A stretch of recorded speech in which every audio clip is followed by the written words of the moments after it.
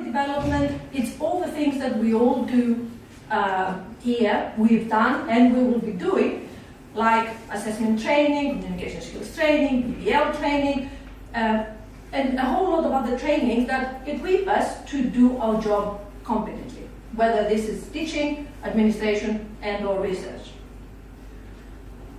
I like this quote from Bly: outward signs of the inner faith that institutions have in their workforce. So that's what faculty development is all about.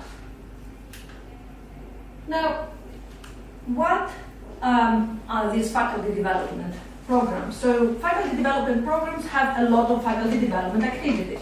So you will see that as FDAs and FDPs in my presentation. So faculty development activities can be anything really, from lectures like this, the inaugural lectures that we organize. It could be small group activities, discussion workshops, seminars, short courses, long courses, like the PGCERT, for example. So it could be a variety of things. They can vary from 1 hour to a year or longer. And the next question is, that's all very well, because as you saw, since the 1930s, I mean, a lot of medical schools around the world, especially in the UK and the US, opened their doors for medical students in the 1900s. So a lot of faculty development has been taking place. Unfortunately, for us all, we don't have a lot of research evidence, despite the amount of work that is done on this area. So we have very little and quite weak research when examining the effectiveness of faculty development programs, and especially in the areas of administration, research, academic advancement, and organizational change.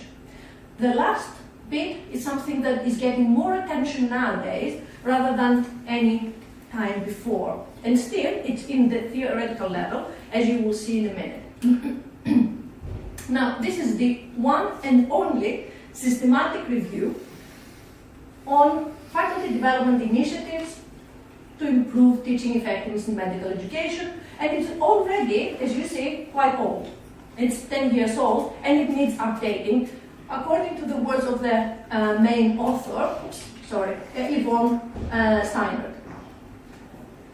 That group of individuals, of academics, assessed 53 studies between 1980s and 2002. Their main hypothesis was that the effects, whether, for example, there are any effects of faculty development interventions on the knowledge, the attitudes, the skills of teachers in medical education, and on the institutions in which they work. They added this a little bit later than their original hypothesis. And the reason they added is because they wanted to conceptualize their systematic review. They didn't want to leave it just a hypothesis that will be led by the evidence. So they piloted, they took the first 10 studies, they went away, they found out what the studies talked about, they came back and revisited the hypothesis, added the last bit, and also they looked how are we going to measure the outcomes of the studies that exist out there. So they used Kirkpatrick's, I suppose anyone who is Scottish or Irish can say that better than me. So Kirkpatrick's model for evaluating educational outcomes. So what he did basically is that he divided educational outcomes in levels. So the first level is our reaction to a training. And this is what you all know, because every time we do a training, we send you a form, a feedback form to complete and find out how you felt about it. Okay, so that is the very basic thing that we can measure following an activity. So this is the first outcome measure. Then we go into something more advanced to measure something about the change in attitudes. So, for example, does the training have any effect on your attitudes or your perceptions towards teaching and learning?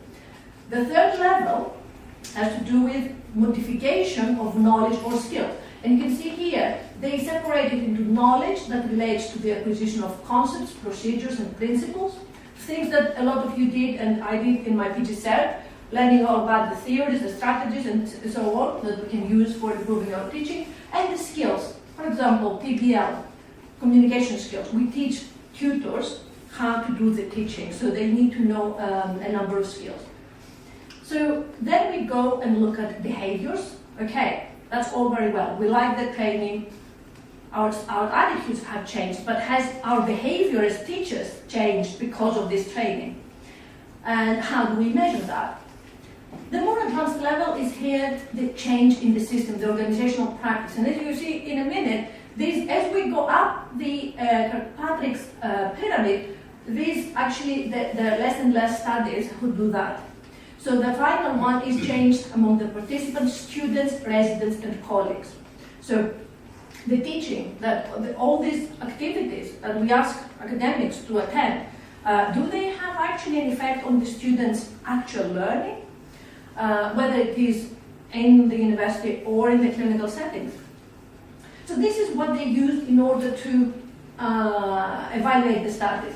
As you can see, the majority of the studies took place in the USA, and this is the norm actually in this kind of research. The US and Canada lead the way in medical education. And then there were a few other studies, and these, when we're talking about these countries, Egypt is a multi-UK, Switzerland, South Africa, it's about one study in each of these countries. Now, the majority of the studies used workshops to develop the participants' skills and knowledge, and that had a number of things in there: lectures, small group discussion, interactive activities, role plays, simulations, films and videotape reviews of performance, and guided practice with feedback. Like the ones that we do, for example, Peter does that in the 2 days of PBL training, and we do that in the clinical communication training, where we show one, and the clinical skills actually. So we show people what to do, then we do it for them, and then we ask them to repeat. So, and we give them feedback. So this is the findings.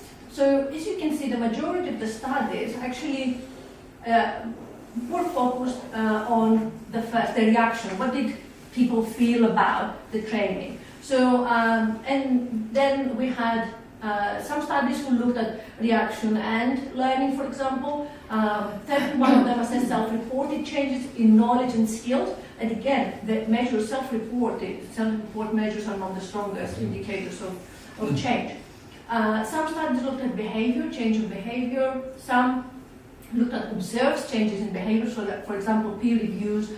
Some of them incorporated videotapes, and very few studies looked at the results of the training on organizational practice and student changes. Very few. And that's why we cannot draw any meaningful conclusions from these studies. So what type of studies were there? Were some very few RCTs, some post-experimental, some of them, and the majority actually of them were single group designs, but they did employ a pre and post test. 14 studies only used a post test only. None of them was a purely qualitative study, and 11 incorporated some kind of qualitative component in their design. The summary of outcomes. Remember the hypothesis. The hypothesis was all about how the programs affect learning of improvement of teaching and learning of skills. So changes in attitudes, we had high satisfaction when it comes to the first level of Kirkpatrick's pyramid. Most of the participants were very highly satisfied with the programs. We had changes in attitudes towards teaching and towards faculty development programs and interventions in general. So, and under that, the bits that they identified was that the participants showed greater awareness of their own personal strengths and limitations as teachers in medical education. We saw an increase in motivation and enthusiasm for their teaching following these activities, increased appreciation of the benefits of professional development, and there were gains in knowledge and specific skills.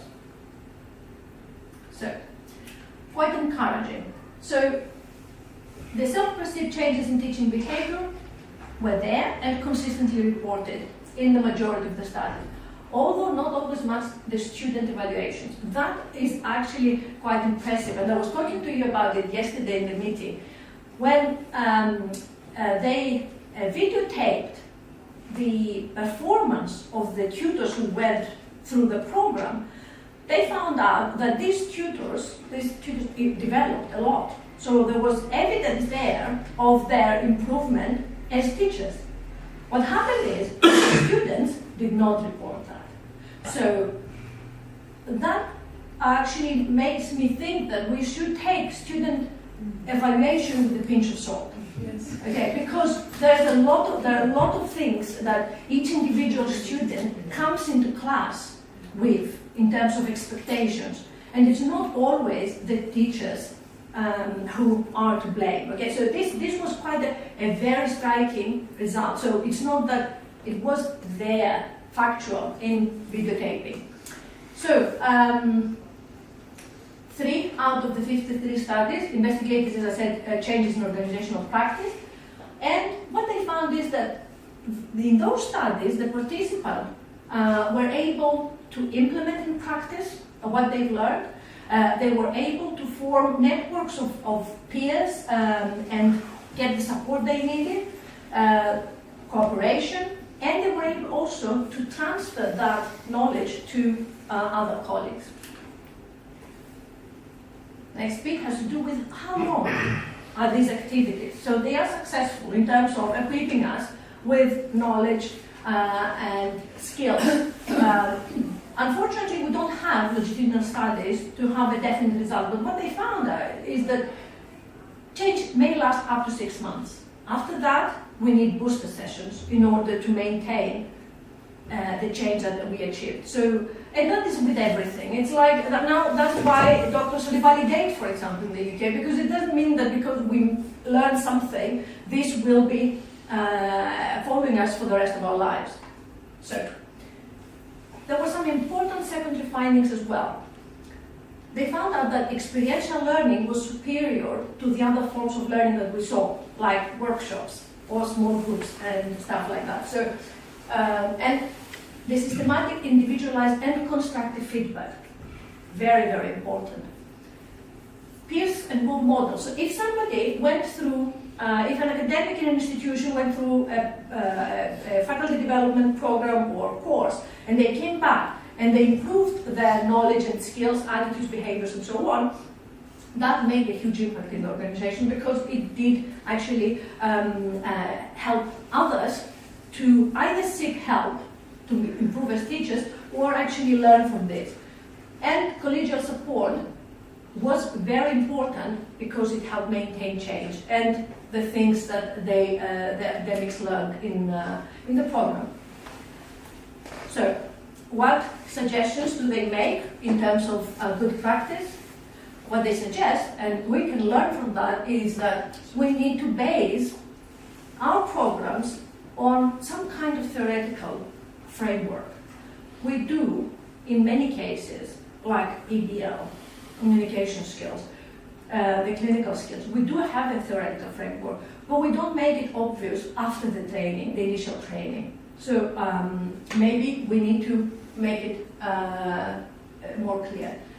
Use various methods of instruction, perform systematic needs assessment before we implement a program, which most universities, including ourselves, don't do. And use Sean's reflection in action, on action, and for action. What does it mean? It means that we have to prepare our participants in our programs to reflect while they are doing something. Keep notes, for example, what went on that was good and what could be improved in that session. Reflect on action after they left, when things settled down a bit.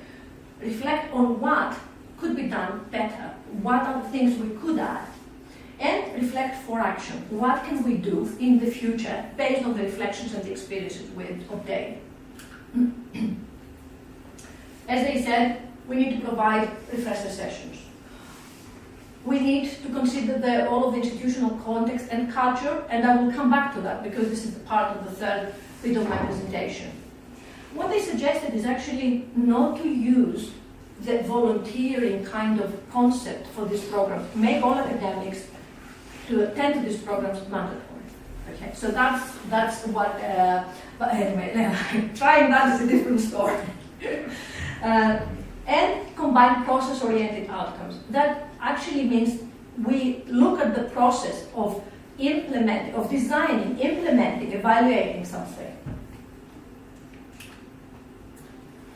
And of course they come with a lot of suggestions that are obvious, I suppose, when we look at that.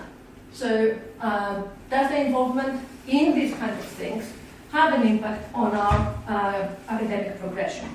Somebody may say intuitively, yes, people, the more that the more knowledge and expertise you equip yourself with, the better suited you are for different jobs. But we still don't have any research to prove that.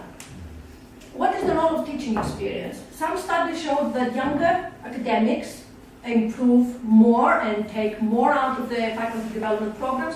Some experienced academics, other studies showed that do better. So there are mixed results. We don't know still what is the role of our teaching experience in faculty development activities. There is nothing virtually there about the impact of the faculty development program on facilitators of these programs. Like a lot of you actually participate in training the trainers. We don't know what effect that has on us or on other people. And we don't know anything about the impact of modern faculty development programs that have to do with online learning, self-directed learning, peer coaching, mentorship, and so on. And the most important thing is we don't know whether faculty development programs improve student performance. And this is another thing we cannot test immediately because of the variables that underline this process. So it's not very easy to test student performance based on the teacher's performance in the classroom. We don't know which components of the faculty development activities are most effective. We know some studies show that micro-teaching, for example, role plays are quite powerful, but still, this is a kind of observational data rather than actually quantifiable data. And we have some evidence so far of the few studies that exist that if we have a long-term, a long course like a PG Cert or a fellowship in medical education or in general, longer courses seem to be better, again, intuitively, that seems logical, but again, we don't have any evidence to support this. Does actually going to these faculty development programs help us move up the academic ladder? Unfortunately, we only have one study in this area, and this is in the University of Michigan Medical School. Yeah, well, old university, quite light years ahead of others. They started this one-year program, and the curriculum focused on educational theory, assessment and evaluation, research design and methods, teaching skills development, and educational leadership. The faculty was released for half a day a week, and they were funded as part of the program. In the outcomes, we have a pre- and post-program design, each scholar acting as their own control.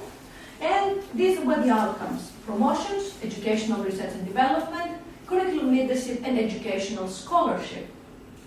And here are the results. You can see that before the program started, six of the academics that went into the program, got promotions. Then after the program, we had 10. We have educational leadership positions from 2022. But look at that kind of increase here in these outcome measures. New educational responsibilities. Out of these people, 32 took more educational responsibilities. They developed, as you can see here, almost 19 new educational programs. Those people who went to that degree. Educational awards increased from 8 to 20. Publications and peer reviews, publications went from 1 to 9. Peer-reviewed abstracts in medical education from 0 to 19. Oral presentations, 21 and 24. And poster presentations were quite improved. Now you can see the educational grants. Here, they say that only one person got 2 grants that were huge in amount. Okay, so only the one person. They got 2 grants that amounted to 362,000. And then, after the program, 16 academics took grants. Smaller, of course, but you can see the amount. So that was quite an achievement in terms of outcomes. But where is your control group? They acted as control group, so each individual lectured before and after.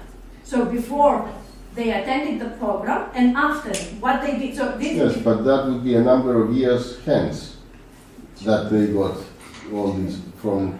Actually, it 2 years. 2 years, yes. So people, presumably these are people who are going up the ladder, and where they have published no research, they will by 2 years publish more research, in the same way as others who didn't attend the program will also have published some others. So you need a proper control. You're right. That's why we're saying that we have very few evidence. This is just one example, okay, of a very small study. We don't have any others, unfortunately. So what they found out is that by investing $21,000 per graduating scholar for this program, they got this multi-year effects. So each one of them, yes, of course, they cost them 21,000, but you look at the effect that they produced year after year. And they, of course, this only study shows that we do have some kind of impact if we follow this kind of programs. Other secondary outcomes that these academics who attended the program achieved is that they organized an annual medical education day that is quite successful in that institution, a medical education demonstration, feasibility grants program, that means that actually they generate more grants, more research, a medical education elective for fourth-year medical students so that they can get prepared for their internships when they leave school, increased collaboration both across departments and in the medical school. And they had this exchange program of other medical educators from other countries. Now, that's all very well. Let's go back and see this kind of statement. Okay, so I'm moving you on now to the contextual factors that may affect faculty development. Context, the organizational. So the Whitcomb in Academic Medicine in 2003 said that the medical school's faculty is its most important asset. True or false? Now this is up to sorry? We are biased. Yes. And that was the editorial of that actually volume that had the issue devoted on faculty development. Well, as this one shows, it may not be like that. If this was true, then why would we have burnout in university teaching staff? And what is burnout? It's a new trendy word. Before, psychologists measured stress, but stress then seemed too complicated to study. So now we have burnout. And how does it? How do we define it?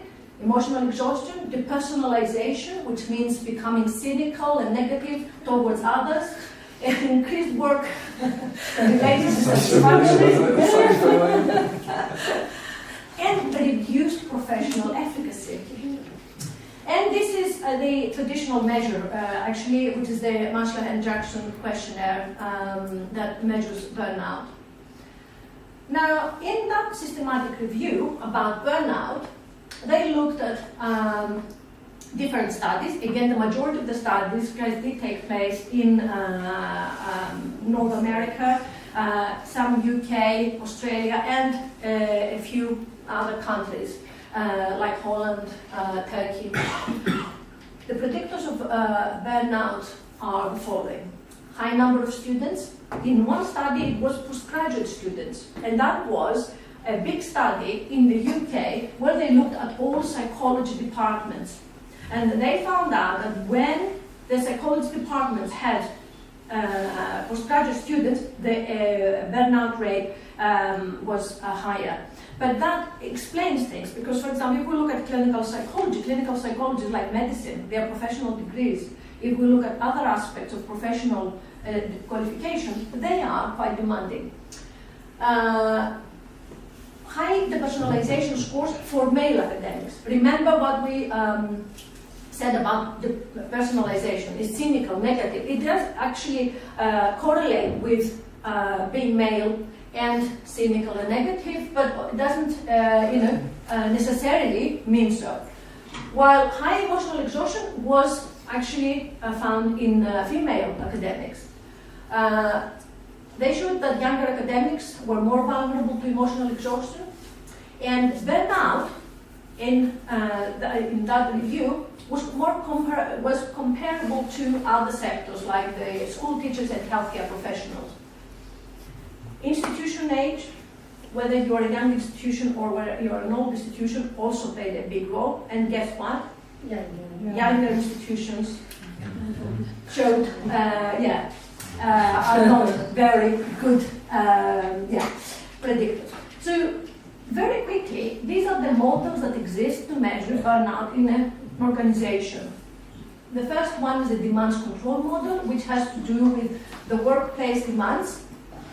So if this if the workplace demands are also coupled with perception of no control over what we are doing, then this leads to more stress.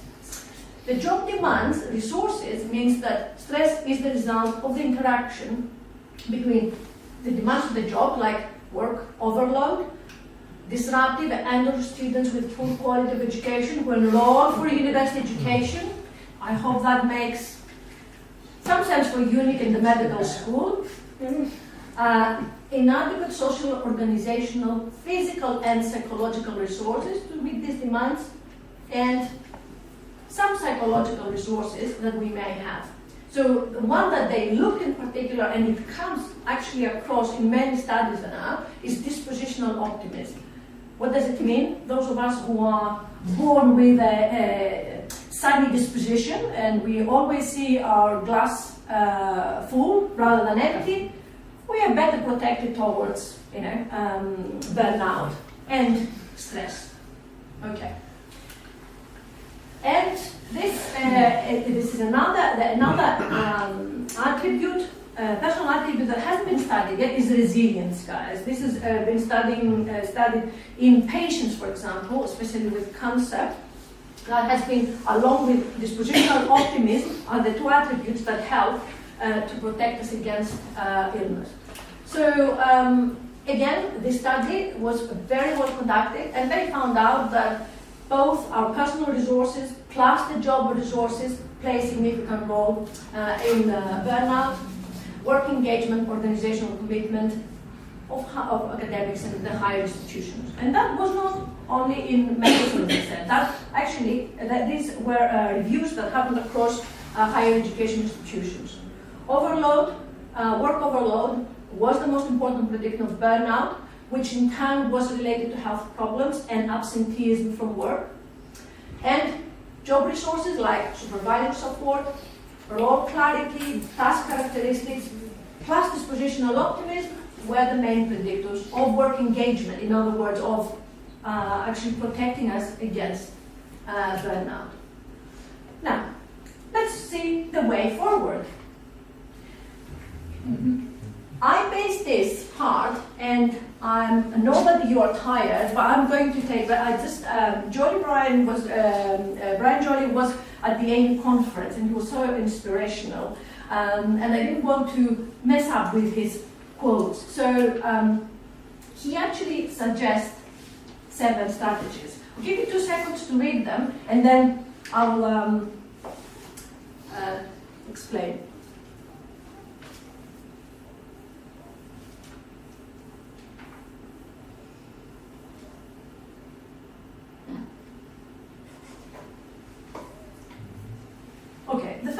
I suppose it's pretty self-explanatory and says that if we are to start a faculty development program, we have to ask the existing colleagues to tell us what they think about the existing activities and programs and what we need to do more. So we have to involve people that exist there.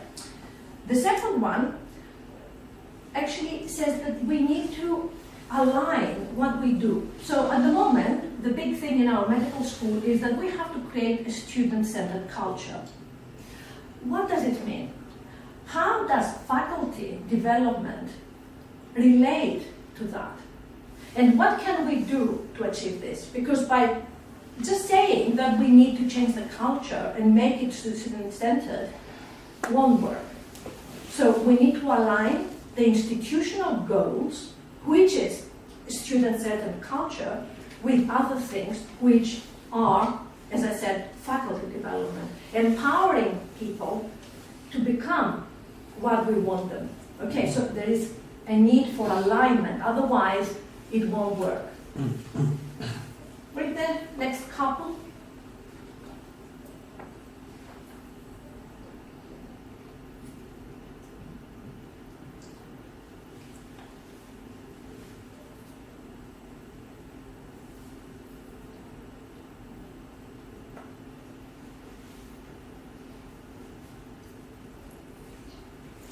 In very simple words, the first one refers to what happens to those who have been developed in the organization. Okay, so this is very, very important to think about the people who have been developed. What do we do with them? Do we allow them to develop further? Do they live like Greece, for example, that lets that brain power go abroad and work at other universities? What do we do with that? Now, the second one is about faculty development challenging the organization. So we need to make sure that we think before we implement things and work, as you will see in the next one, with the powers above to make sure that what we do doesn't make them feel threatened, the institution in general. Okay, so that's quite important, and that's what they found in other places. So these actually things, it's all about the things that research has shown before. Okay, what we do when we introduce faculty development programs in an organization. So the programs and the faculty development activities have to actually have all those things in mind.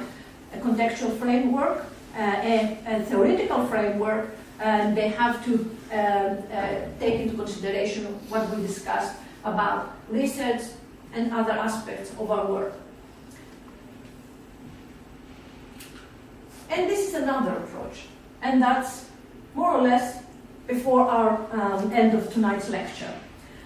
This is, again, from an old university, Baylor University, College of Medicine in Houston, Texas. Again, they opened their doors to medical students in 1900s. So they thought of something else. We choose our medical students according to certain criteria. If we want to get doctors with certain attributes and skills, what do? We align our curricula and our selection criteria so that at the end of the day we get the student, the doctors we want to have. They thought, okay, why don't we do the same for our faculty? So instead of actually having, like UNIC, for example, has got a ranking procedure. Instead of having the ranking procedure there, that doesn't relate so much with the other things that happen in the organization, they thought, well, we will align the process and do exactly what we do for our student selection, for our staff selection and promotion. And that's what they did. They created focus groups and trainings, and they got this kind of diagram, and their aim is to align the attributes and the metrics, and you can see the attributes of professionalism and integrity in academics, leadership qualities, skills and abilities, innovation, cultural competence, languages spoken, inclusive team player, intellectual curiosity, and so on. And they want to align those with the metrics, the educational scholarship, the honors and awards, the PET, the patents, the board certifications, and so on. And this is how they want to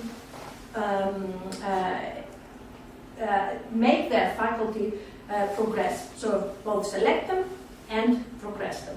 So this is the new kind of thing. Again, these are all theories that have been tested. So lastly, let's have a look at us. We're not doing so badly. We are a new university, a new medical school, but a lot of the things that old medical schools we are doing. So by having the St. George's program here, we learned all these new methods of faculty development activities like PBL, clinical communication, clinical skills in a modern way. So we have all the things that I mentioned at the beginning, workshops, lectures, and we have a healthcare and biomedical education PGCER that is alone. Okay, what don't we do? We don't do a lot of the things that they suggest to be good practice, and that is, we don't have still an accurate database of all our faculty development activities and faculty development programs. Okay, so we need to develop that. We don't use, for example, the Kirkpatrick's model to evaluate the outcomes of the activities that we deliver. So at the moment, as I said, the only thing we do is the first level, which is satisfaction with the program. We don't perform systematic needs. Actually, we are running all the time, and we are becoming reactive to, okay, I mean, we have Peter McCrory, the training machine. He's running from one continent to another to actually deliver training, okay? It's something that has to actually change and do it in a more organized way. By performing systematic needs assessment before we launch these FDAs. We need to use Sean's reflection model. We need to provide follow-up sessions. We started this year providing follow-up sessions, but nobody turned up. So we need to find out, and my friend at Colin Panos had many ideas of how we can actually entice people to get to these trainings, because don't forget, we talked about the context. Cyprus healthcare system, the doctors who become clinical teachers, okay, and us here with our demands. So we need to take that into consideration when we provide these refresher sessions. That's very, very important. This is number 6. We need to incorporate evaluation of these programs from the outset. At the moment, we don't. Okay, and we saw that a lot of programs, a lot of activities, rather, are repeating year after year after year without actually changing and evaluating them. And we can combine and process a process-oriented outcome. What are we trying to achieve with these activities? We, I think, need to align faculty appraisals with the faculty members' aims and objectives, and those of our own institutional aims and objectives. And don't forget the student feedback. Okay, student feedback may not be always accurate, but it's quite important. We could introduce an academic mentor system so that we can guide our younger academics into the future of academia, and align ranking requirements, as I said, with faculty members' development plans. And also, very importantly, provide institutional support to achieve this.